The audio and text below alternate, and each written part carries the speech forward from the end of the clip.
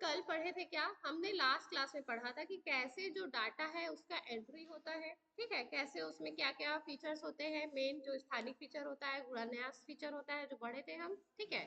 तो ये सारी चीजें हम कल पढ़े थे कि किस तरह से डाटा में एंट्री होता है, रूपांतरण होता है, कैसे हम उसको चेंज करते हैं, क्या क्या कोऑर्डिनेट से रिलेटेड चीज़ों को हम मैनिपुलेट करते हैं ताकि जो हम लेयर्स डाटा का या फिर मैप का एक दूसरे के ऊपर इम्पोज कर रहे हैं तो इसमें इश्यूज ना हो, ठीक। अब क्या है कि ये जो सारी चीजें हैं इसके बाद हम पढ़ेंगे कि जो भी डाटा हमने एंट्री किया, इनपुट किया, और जो भी डाटा हमने प्रोसेस किया, मतलब जिस डाटा को हमने कंप्यूटर के अंदर डाला, उसमें थोड़ा बहुत परिवर्तन किया, उसमें कुछ कुछ प्रोसेस किया, प्रोसेस मतलब कुछ परिवर्तन किया, कुछ विश्लेषण किया और डाटा निकला। अब वो जितना भी डाटा है, जितना भी आंकड़ा है, चाहे वो मैप वाला हो, जो आंकड़ा होता है ना कंप्यूटर में या जीआईएस में, वो बहुत सारे फॉर्म्स में होता है, जैसे टेक्स्ट फाइल के रूप में हो सकता है, ठीक है, जैसे टेबल के फॉर्म में हो सकता है, टेबल होता है ना, तालिका, तालिका के रूप में हो सकता है, सैटेलाइट इमेज के रूप में हो सकता है, बैंड जो है रेड ग्रीन ब्लू उसमें हो सकता है, पिक्चर्स में हो सकता है, ठीक है।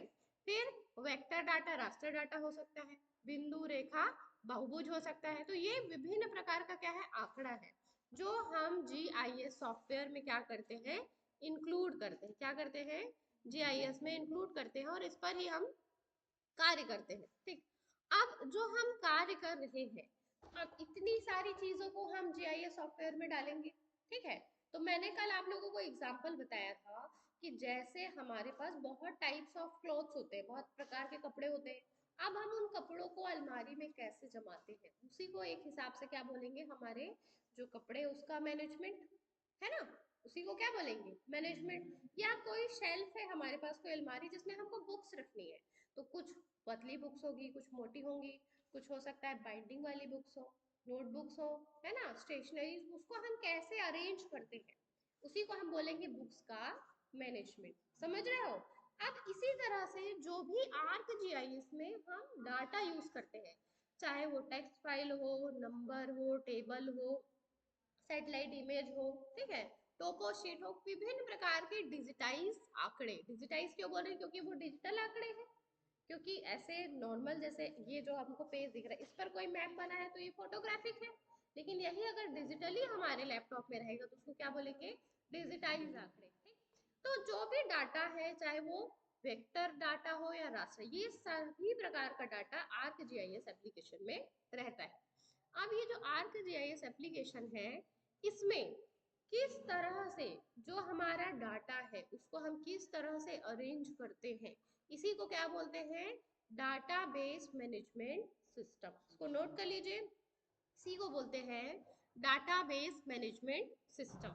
अब ये जो डाटाबेस मैनेजमेंट सिस्टम है, इसमें हम कंप्यूटर प्रोग्राम में सूचनाओं को इकट्ठा करते हैं, एकत्रित करते हैं, और उसमें उसके रख रखाव और किस तरह से हम उस डाटा को रख सकते हैं, ये सारा कुछ हम किस में पढ़ेंगे, आंकड़ों के प्रबंधन में।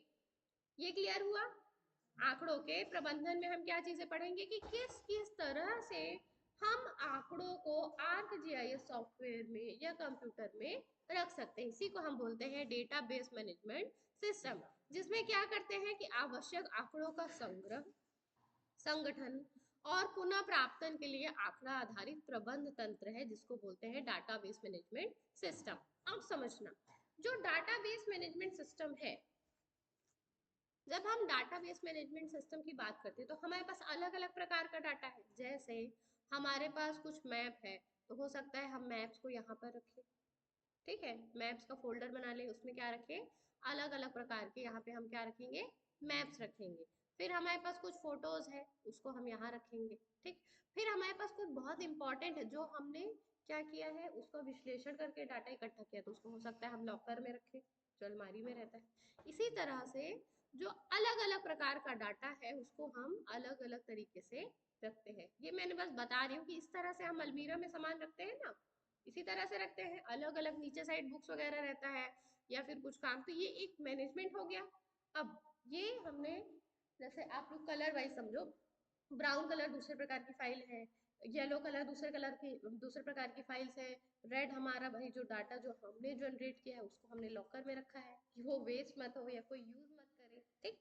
इसी तरह से अलग अलग फाइल्स को हमने अलग अलग फोल्डर्स में बना करके रखा है। अब जैसे मैं आप लोगों को बोलूंगी कि भाई इमेज जो है, जो इमेज है मतलब कि इमेज जो है ये ब्लू कलर के फाइल में है। क्या है? ब्लू कलर का जो शेल्फ दिख रहा है ना, इसमें इमेज है। तो अब हम क्या करेंगे, यदि हमको डाटा लेना होगा तो हम कौन से में जाएंगे? ब्लू कलर वाले में। यदि हमको यहाँ पे हमारा सैटेलाइट इमेज रखा है तो अगर हमको सैटेलाइट इमेज लेना है तो हम यहाँ जाएंगे। तो डाटाबेस मैनेजमेंट सिस्टम क्यों जरूरी है? डाटाबेस मैनेजमेंट सिस्टम इसलिए जरूरी है ताकि हम जो भी डाटा रख रहे हैं उसको दोबारा प्राप्त करने में हमको प्रॉब्लम नहीं हो। जैसे जब हम अलमीरा अरेंज करते हैं तो अलग अलग कपड़ों को अलग अलग अच्छे से रखते हैं। क्यों रखते हैं? ताकि हमको जब दोबारा उसको चाहिए होगा तो हम उसको दोबारा आसानी से प्राप्त कर सके। भाई उसी कपड़े को तुम बोरी में भर के रख दो, फिर तुमको निकालनी ड्रेस तो मेहनत लगेगी ना, क्योंकि उसको मैनेज करके नहीं रखा तुमने। समझ रहे हो मैं क्या बता रही हूँ? अगर उसको ऐसे ही करके रख देंगे, बोरी में करके रख देंगे, किसी मतलब ऐसी कोई पाउच है उसमें पाउच में करके रख देंगे हम, तो अब इसमें तो सब प्रकार का डाटा है, ठीक है। इसमें सब प्रकार का डाटा है तो हमको उसको यूज करने में या दोबारा उपयोग करने में क्या लगेगा? मेहनत लगेगा। दोबारा उपयोग करने के लिए हमको बहुत ढूंढना पड़ेगा।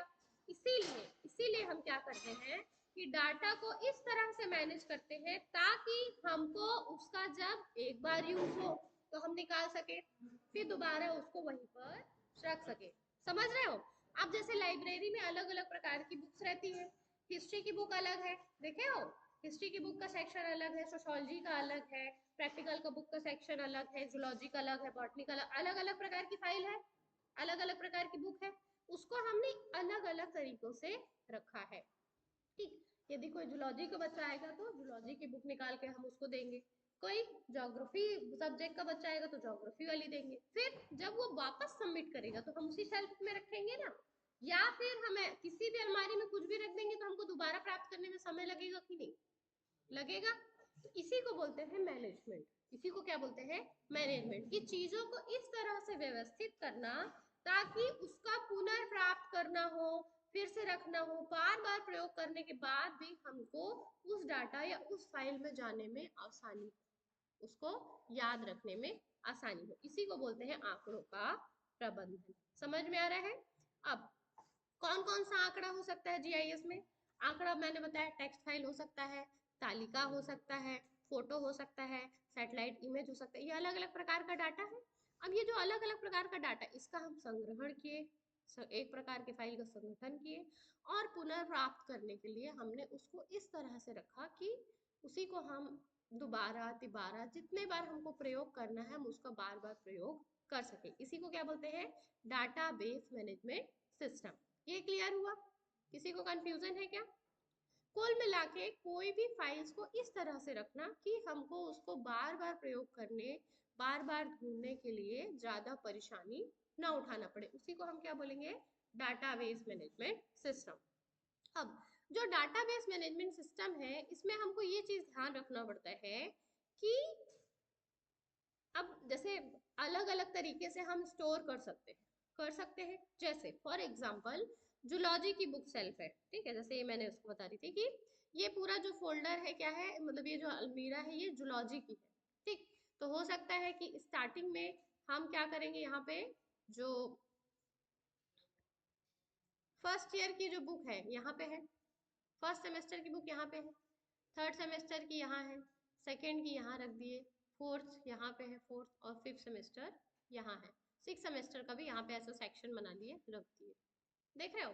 First semester, second semester, third, fourth, fifth, six semester है ग्रेजुएशन की, ये बुक्स हमने अरेंज कर दी। ये एक तरीका है ना?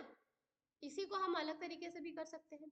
हम सब्जेक्ट वाइज भी चूज कर सकते हैं, ठीक है। अगर हम ज्योग्राफी का एग्जांपल लें तो हम बोलेंगे कि नहीं चलो यहाँ पे क्या है, फिजिकल ज्योग्राफी की बुक रखेंगे, ठीक।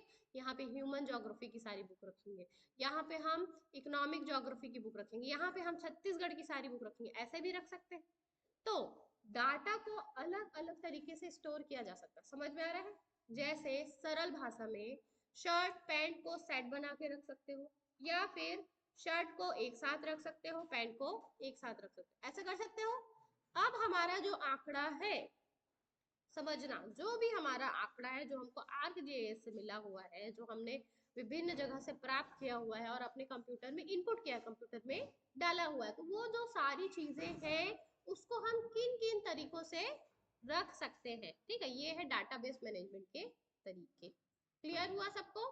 पहला तो क्या है, डाटा को स्टोर करना, चाहे वो सैटेलाइट इमेज हो, टिप फाइल हो, शेप फाइल हो, अलग अलग टेक्स्ट फाइल हो, एक्सेल फाइल हो, तालिका हो, ठीक है, या वेक्टर डाटा हो, या राशि, बहुत प्रकार के डाटा है, आंकड़े तो बहुत प्रकार के रहेंगे।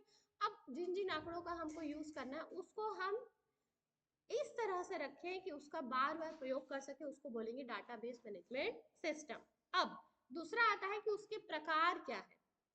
तो जो हम डाटा को सेव कर रहे हैं, डाटा का रख रखाव कर रहे हैं, उसको किन किन तरीकों से कर सकते हैं, ये है डाटाबेस मैनेजमेंट के प्रकार। ठीक, अब इसमें आते हैं, तो जो डाटाबेस मैनेजमेंट सिस्टम है, ठीक है, अब अधिकतर व्यावसायिक डाटाबेस प्रणाली प्रबंधन प्रणाली में 3 सर्वाधिक प्रचलित आंकड़ा मॉडल है। समझ में आया? पहले तो हमने सारे डेटा को मैनेज किया, फिर उसको किस किस तरीके से रख रहे हैं उसको बोलते हैं मॉडल, आंकड़ा मॉडल। तो पहला लिखो, पहला है हायरार्की मॉडल, जिसको बोलते हैं पदानुक्रमीय मॉडल।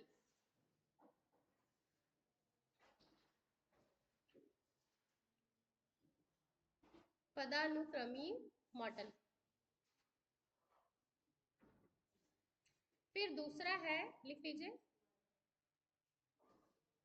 Network model.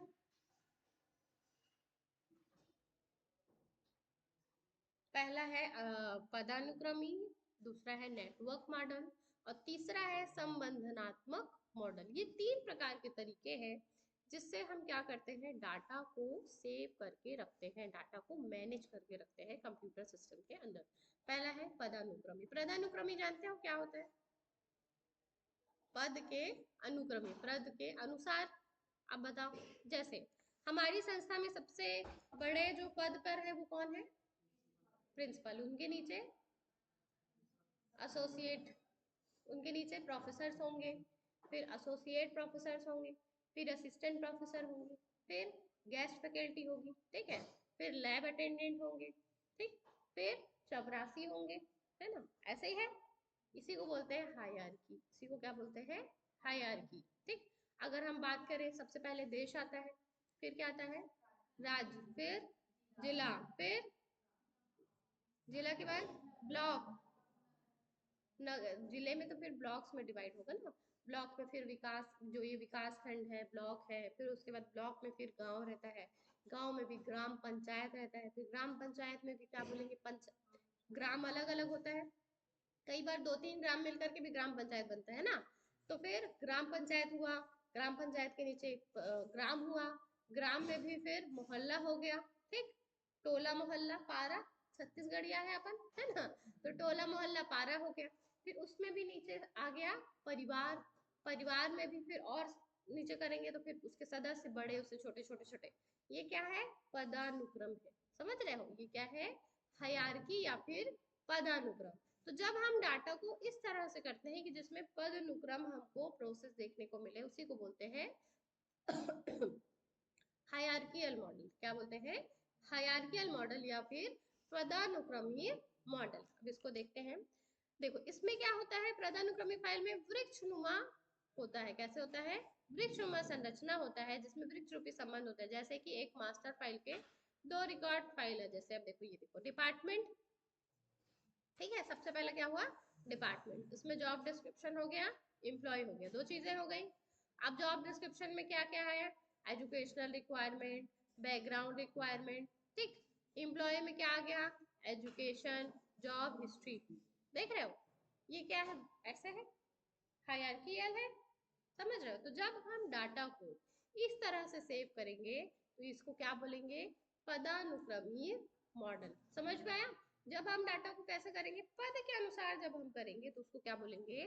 पदानुक्रमी मॉडल। पदानुक्रमी जो उपागम अत्यंत प्रभावी है और इसमें मतलब बहुत अच्छे तरीके से डाटा सेव होता है। जैसे इसका एग्जांपल मैं दिखाती हूँ। ये आप लोगों को स्टोरेज दिख रहा है। अब ये जो स्टोरेज दिख रहा है इसमें देखो ये हायरार्की मॉडल दिखा रही हूँ ना, जो मतलब मुझे समझ में आता है। जैसे मैंने ये फोल्डर को क्लिक किया और फोल्डर्स खुले, इसको क्लिक किया, ये देखो और फोल्डर्स खुले। अब ये मैंने फोल्डर कनेक्ट किया है। अब इसमें मैं जाऊंगी माई ड्राइव में, ये खुल गया। फिर पीएचडी थीसिस में जाऊंगी और खुल गया। फिर चैप्टर 1 में जाऊंगी और खुल गया। फिर ये देखो और मैं जाऊंगी, मैं बस दिखाते जा रही हूँ। एक आठ और खुल जाता। हाँ, अब देखो ये पहला है डी ड्राइव, फिर माई ड्राइव में आए, पीएचडी थीसिस में आए, चैप्टर 1 में आए, फिर चैप्टर में डाटा चैप्टर आया, फिर उसके बाद इसमें रायपुर आया, रायपुर में भी रायपुर का, फिर और इसको नीचे जाएंगे तो और खुल गया। दिख रहा है ये पद है, अनुक्रम ही दिख रहा है। समझ में आ रहा है? एक ओपन हो रहा है, दूसरा, तीसरा, चौथा, पांचवा, छठवां, सातवां, ऐसे करके ओपन होते जा रहा है। समझ रहे हो? इसी को हम क्या बोलेंगे? पदानुक्रमी मॉडल। जब हम डाटा को कैसे करेंगे? हायरार्की के वृक्ष के अनुसार या पद के अनुक्रमांक के हिसाब से उसको जब हम सेटल करेंगे, सेव करेंगे, तो उसको क्या बोलेंगे? पदानुक्रमी मॉडल। क्लियर हुआ? ठीक, चलो।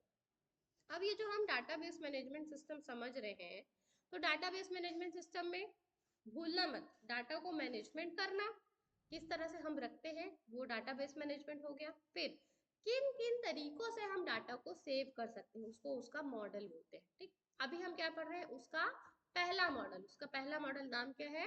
पदानुक्रमी मॉडल। जिसमें हम क्या करेंगे? पद के अनुसार, जैसे वृक्ष की शाखाएं होती ना, पहले बड़ा तना, फिर छोटा, फिर अलग अलग में बढ़ता है, ऐसा ही होता है। तो जब सबसे बड़ा उससे छोटा, उससे छोटा, उससे छोटा, उससे छोटा, जैसे मैंने आप लोगों को बताया, इंडिया, फिर स्टेट, फिर डिस्ट्रिक्ट, है ना, फिर ब्लॉक्स, जो भी विकास खंड या ब्लॉक, उसके बाद फिर ग्राम पंचायत, फिर गांव, टोला, मोहल्ला, काफी चीजें हो गई। तो जब हम हायरार्कियल लेवल पे डाटा मैनेजमेंट करते हैं तो उसको क्या बोलते हैं? पदानुक्रमी मॉडल। क्लियर है? किसी को कोई कंफ्यूजन है क्या? नहीं। ठीक, आगे बढ़ते हैं। दूसरा मॉडल है, लिखिए, नेटवर्क मॉडल। दूसरा है नेटवर्क मॉडल। यह मॉडल बहुआकृतियों के मध्य अंतर क्रियाओं को निर्धारित करता है। यह शक्तिशाली एवं लचीला तंत्र है। ठीक है, साथ ही गति कार्य संपादित किया जाता है, जिसमें अलग अलग मार्गों से बिंदुओं को जोड़ा जाता है। लिख लो, दूसरा मॉडल लिख लो, नेटवर्क मॉडल।